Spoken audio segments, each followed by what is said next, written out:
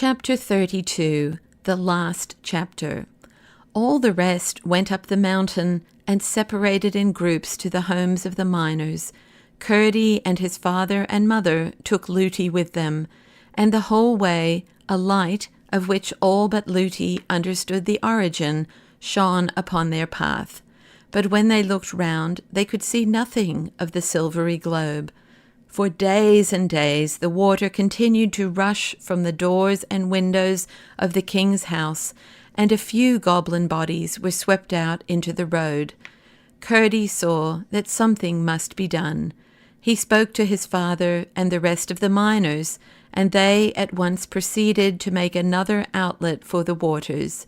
By setting all hands to the work, tunnelling here and building there, they soon succeeded, and having also made a little tunnel to drain the water away from under the king's house, they were soon able to get into the wine cellar, where they found a multitude of dead goblins, among the rest the queen, with the skin shoe gone, and the stone one fast to her ankle, for the water had swept away the barricade, which prevented the men-at-arms from following the goblins, and had greatly widened the passage.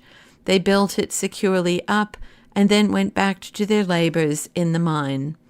A good many of the goblins, with their creatures, escaped from the inundation out upon the mountain, but most of them soon left that part of the country, and most of those who remained grew milder in character, and indeed became very much like the Scotch brownies.